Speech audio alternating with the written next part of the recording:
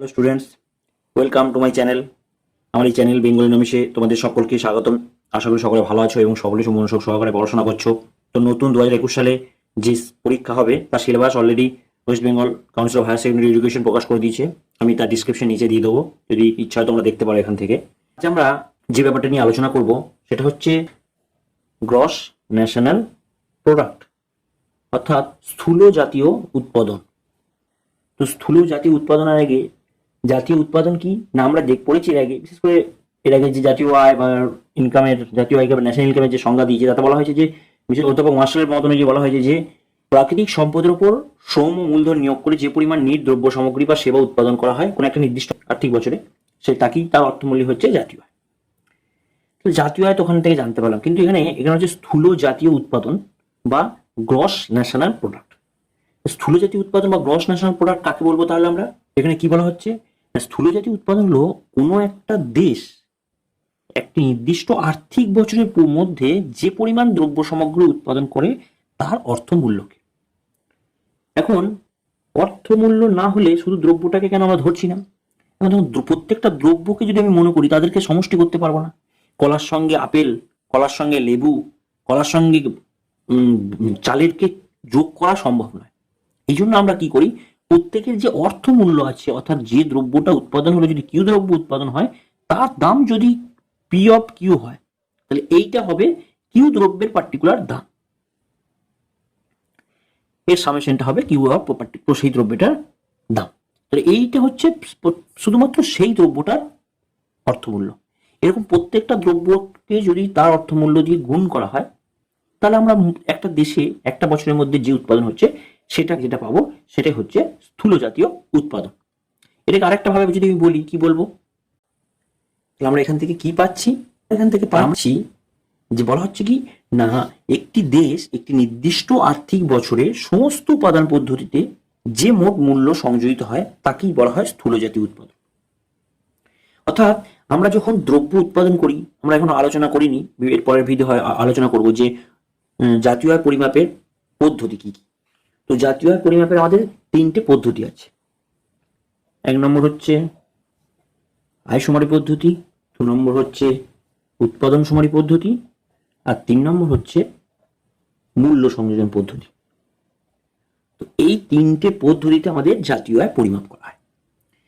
তাহলে এখন বলা হচ্ছে যে একটি নির্দিষ্ট আর্থিক বছরে সমস্ত উৎপাদন পদ্ধতিতে যে মোট মূল্য সংযোজিত হয় তাকেই বলা হয় স্থূল জাতীয় উৎপাদন। ব্যাপারটা কি, ধরো একটা দেশে গম উৎপাদন হলো, এখন এই গমটারই যদি আমি দাম ধরে নিই তাহলে আমি গমের দাম পেলাম, কিন্তু গমটা তো প্রসেস হবে, অর্থাৎ গমটা থেকে আটা হবে, আটা থেকে রুটি হবে, সেটা বিক্রি হবে, অথবা আটা থেকে এখানে কেক হবে, পাউরুটি হবে, এবং বিভিন্ন জিনিস তৈরি হবে। অর্থাৎ আমি যদি গমের দামটাকে এখানে ধরে নিই 10 টাকা, এই প্রত্যেকটা দ্রব্য যখন গম থেকে আটা হবে এর সঙ্গে একটা কিছু যোগ হবে, যে এটার দাম হবে 15 টাকা, এখান থেকে আর আবার কিছু যোগ হবে যেখানে দাম হবে 20 টাকা। অর্থাৎ এই যে দ্রব্যের প্রত্যেকটা দ্রব্যের রূপান্তর ঘটার সময় যে দ্রব্যের দামের যে পরিবর্তন হয়, দ্রব্যের দামের যে বৃদ্ধি পায়, একেই বলা হয় মূল্য সংযোজন পদ্ধতি। এখন আমি হয় এইটা যদি ধরে নিই তাহলে এখান থেকে 5 যোগ করব, আবার 5 যোগ করে 20 হচ্ছে, এটা ধরতে পারি, অথবা ফাইনাল প্রোডাক্ট যেটা ফাইনাল যে প্রোডাক্ট হচ্ছে এইটাকেও ধরে আমি জাতীয় আয় পরিমাপ করতে পারি। এইভাবে আমরা জাতীয় আয় পরিমাপ করতে পারি। তাহলে এটা না হলো জাতীয় আয় পরিমাপ কিভাবে আমি স্থূল জাতীয় উৎপাদন পাবো। এখন একটা জিনিস, যে আমরা যখন স্থূল জাতীয় উৎপাদন করব, এটা তো মোট উৎপাদন যেটা হলো গ্রস ন্যাশনাল প্রোডাক্ট, স্থূল জাতীয় উৎপাদন পেলাম।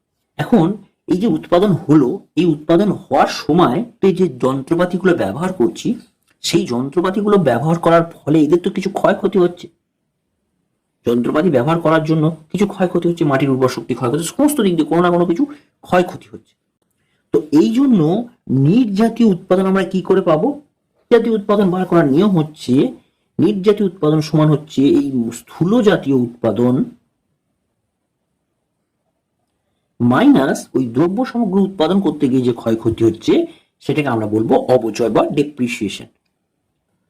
অর্থাৎ মোট জাতীয় যে উৎপাদন পেলাম, মোট জাতীয় যে বা স্থূল জাতীয় যে উৎপাদন পেলাম, সেই উৎপাদন থেকে যদি আমি আমাদের অপচয়টা বাদ দিই, ক্ষয়ক্ষতিটা বাদ দিই, তাহলে আমরা যেটা পাবো সেটা হবে নিট জাতীয় উৎপাদন বা ন্যাশনাল প্রোডাক্ট। এই হলো আমাদের জিএনপির ব্যাপার। এখন এখানে আমরা তো পেলাম জিএনপি, গ্রস ন্যাশনাল প্রোডাক্ট পেলাম। তো এইখানে একটা জিনিস ভাবো যে দ্রব্য সামগ্রী যখন তৈরি হচ্ছে, দ্রব্য সামগ্রী একটা তৈরি হলো, কিউ একটা দ্রব্য সামগ্রী তৈরি হলো, বা গম একটা তৈরি হলো, কিউ বা গম আমি ধরে নিচ্ছি। তাহলে এখন এই গম যে তৈরি হলো, এই গমটাকে আমি যোগ করতে পারছি না বিভিন্ন দ্রব্যের সঙ্গে। গম আর গমের সঙ্গে চাল, চালের সঙ্গে এই বিভিন্ন যে দাম আছে সেগুলো আমি যোগ করতে পারছি না। তো এর জন্য আমরা কি করি, দ্রব্যের দামকে পি দিয়ে গুণ করে একটা কিউ পাই। আচ্ছা, এটাকে ছোট কিউ করে দিচ্ছি। এই ছোট কিউ সঙ্গে পি গুণ করে আমরা একটা বড় কিউ পাচ্ছি, অর্থাৎ এখানে আমাদের গ্রস ন্যাশনাল প্রোডাক্ট পেলাম। তো এই যে পেলাম, এটা কি প্রাইস, প্রাইস মানে মার্কেট প্রাইস, অর্থাৎ বাজারে যে দাম আছে সেই দামের সাপেক্ষে পাচ্ছি এই কিউটা।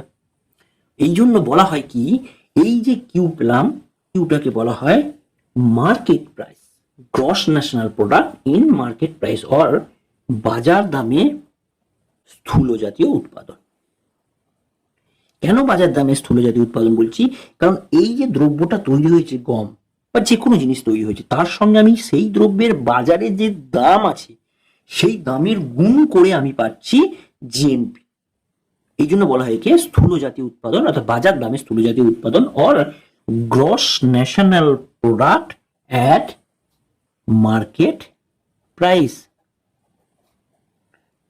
অর্থাৎ বাজার দামে আমি স্থূল জাতীয় উৎপাদন পেলাম।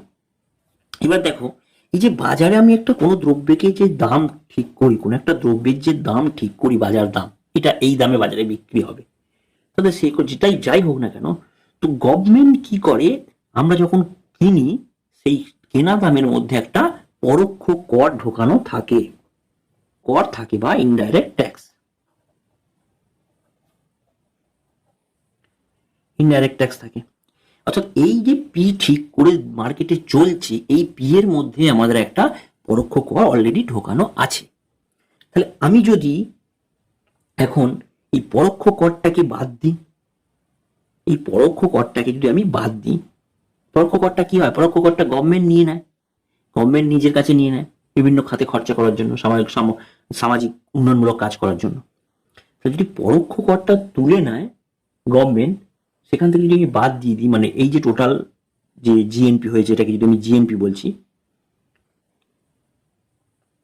এইটা থেকে যদি পরোক্ষ করটা বাদ দিই, তাহলে আমি কি পাবো, gross national product at factor price. অর্থাৎ এই টোটাল কিউ অফ জিএনপি যদি বলি, এখান থেকে যদি আমি ট্যাক্সটাকে বাদ দিয়ে দিই, তাহলে আমি কি পড়ে থাকবে, জিএনপি অ্যাট ফ্যাক্টর কস্ট। কেন বলছি ফ্যাক্টর কস্ট, কেন বলছি, কারণ এই দ্রব্যটা তৈরি করার সময় যে কটা ফ্যাক্টর লেগেছিল, সেই ফ্যাক্টর কি কি, ল্যান্ড মানে জমির জন্য একটা দাম দিতে হবে, জমি ও শ্রমের জন্য মজুরি দিতে হবে, আর অর্থের জন্য বা মূলধনের জন্য সুদ দিতে হবে, আর মুনাফা দিতে হবে। অর্থাৎ এই চারটে ফ্যাক্টরকে যোগ করেই আমাদের কোন একটা দ্রব্যের দাম ঠিক হয়। তাহলে এইখানে হয়ে যাবে আমাদের কিউ অফ জিএনপি, আর এটাই হয়ে যাবে আমাদের এই যে জিএনপিটা পেলাম, এটাকে বলা হবে, এই যে জিএনপিটাকে পেলাম এটাকে আমরা বলবো GNP at market factor price. অর্থাৎ দ্রব্যগুলো যদি আমি তাদের ফ্যাক্টর অনুযায়ী দাম দিই, তাহলে এই জিএনপিটার সঙ্গে সমান হয়ে যাবে। অর্থাৎ এই জিএনপিটা হলো ট্যাক্স বাদ দিয়ে জিএনপি। অর্থাৎ আমরা যে মোট উৎপাদন পাবো, উৎপাদন যেটা পাবো, সেখান থেকে যদি আমি গুণ করি, তাহলে আমি প্রাইস দিয়ে যখন গুণ করছি, তখন আমি পাচ্ছি জিএনপি অ্যাট মার্কেট প্রাইস। অর্থাৎ দ্রব্যের দাম যে তখন যে জিএনপিটা পাচ্ছি, সেটা হচ্ছে দ্রব্যের দামের সঙ্গে সামঞ্জস্য করে করা হচ্ছে জিএনপি অ্যাট মার্কেট প্রাইস। আর যখন আমি সেখান থেকে ট্যাক্সটাকে বাদ দিয়ে দেবো, সেখানে যেটা পাবো সেটা হবে জিএনপি অ্যাট ফ্যাক্টর প্রাইস আর জিএনপি অ্যাট ফ্যাক্টর কস্ট। তো এই হলো জিএনপির দুটো ধারণা। অর্থাৎ গ্রস ন্যাশনাল স্থূল জাতীয় উৎপাদন এখান থেকে জানতে পারছি, স্থূল জাতীয় উৎপাদন কি, সেই স্থূল জাতীয় উৎপাদনকে তিনটি উপায়ে আমরা মোট জাতীয় উৎপাদনকে পরিমাপ করতে হয়, আয়সমারি, উৎপাদন সমারি এবং মূল্য সংযোজন পদ্ধতিতে।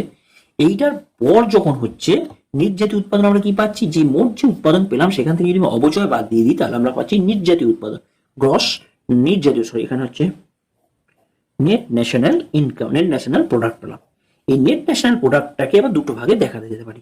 একটা দেখানো যেতে পারে, যদি আমি নেট ন্যাশনাল প্রোডাক্ট যেহেতু মার্কেট প্রাইস দিয়ে গুণ করা হয়েছে, টোটাল প্রোডাক্টের সঙ্গে প্রাইস মার্কেট প্রাইসকে গুণ করা হয়েছে, তো সেখান থেকে আমি আছি পেয়েছি gross national product at market price. আবার যদি সেখান থেকে আমি ট্যাক্সটাকে বাদ দিয়ে দিই তাহলে আমরা পাবো gross national product at factor cost of factor price.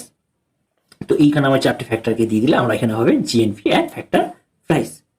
তো এটা দেখো, এর পরের দিন আমরা আলোচনা করব গ্রস ন্যাশনাল ইনকাম এবং সেখান থেকে নিট ন্যাশনাল ইনকাম, যে সমান সমান সেই দুটো, এই ব্যাপারটা নিয়ে। তো আশা করি তোমরা ভিডিওটা দেখে তোমাদের ভালো লাগবে। তো অবশ্যই আমার চ্যানেলটিকে সাবস্ক্রাইব করবে, লাইক করবে এবং কমেন্ট করবে যদি কোনো বুঝতে অসুবিধা হয়। তো চলো আজকের জন্য এই পর্যন্তই। সবাই ভালো থেকো, সুস্থ থেকো।